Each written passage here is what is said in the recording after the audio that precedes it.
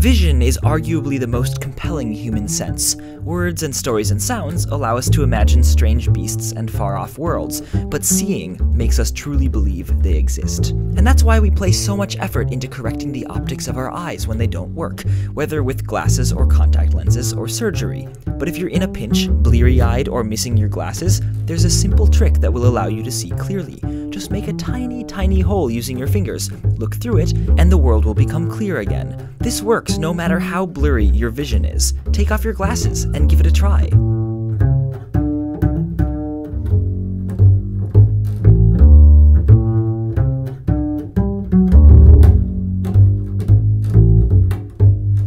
Amazing, right? But to explain this wizardry, we just need to remember how seeing works. Light travels outwards from a source, bounces off of objects in its path, travels into your eye and onto your retina, where it forms an image. If your eye had no lens, light from a single source would hit your retina in lots of places and result in a smeared out mess, which is exactly what happens when I take the lens off of my camera.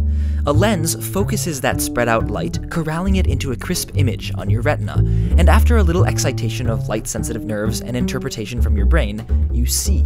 But wait, when we look at an object, the background and foreground are usually blurry, because a lens can only focus light coming from one distance away. If an object is too near or too far, its light will again be spread out on your retina, leaving you with a blur. Fortunately, muscles in our eyes allow us to accommodate by squeezing the lens, which changes its focal length so we can see at different distances, except when we can't, or when our lenses become damaged, in which case we need glasses. Unlike a lens, a pinhole or other small opening can focus light coming from any distance. Because it's such a small opening, it only allows light to come through in one place, and thus in only one direction from any particular source, so there's no blur, and everything is in focus.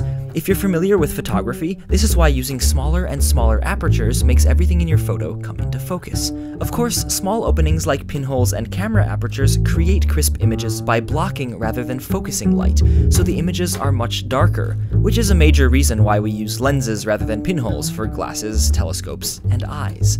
And yet, in a pinch, looking through a tiny hole made with your fingers can help you see.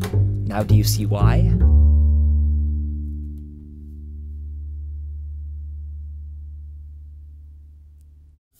This video is brought to you in part by Audible.com, the leading provider of audiobooks across all types of literature, including fiction, nonfiction, and periodicals.